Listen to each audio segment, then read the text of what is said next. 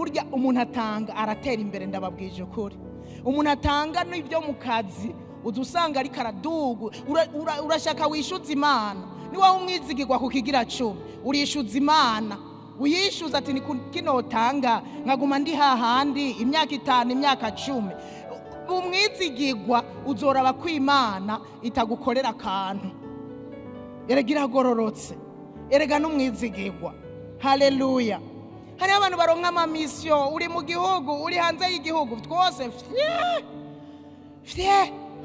nibuke ko ari ubuntu bw'Imana yamugiriye kugira ashobore kuronka iyo misyo, bakamuha fredo mission, ugasanga yose arariye ntazanye namba.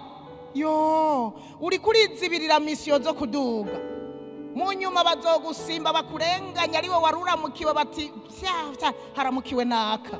Uzoce wibuka ati mbega inshuro zose maze kuduga naratanze canke sinatanze.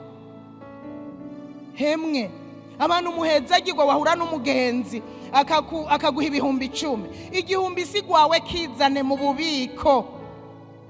Nimba urose miliyoni 10, umuliyoni sigwawe wuzane mu bubiko. Yesu ashimwe. Kandi aho uzoba uziganije, uzoba uguranye Imana. Imigani 19 umurongo wa 17 niho havuga ngo uwufashije umworo abaguranye Imana. Burya ni wafashe umworo uzoba ubihaye Imana, izomenya ukundi bigusubiza bigwiriye. Haleluya, haleluya.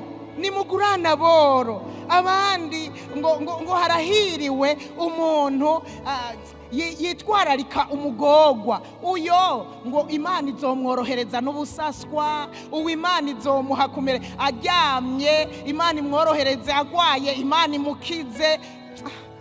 Nukuri Imana ntiryideni, Imana ntiryideni.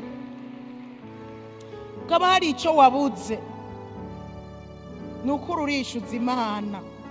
Tabita ntiyazutse mu bapfuye, azuwe nuko baritsa bo yagiriye neza babagogwa.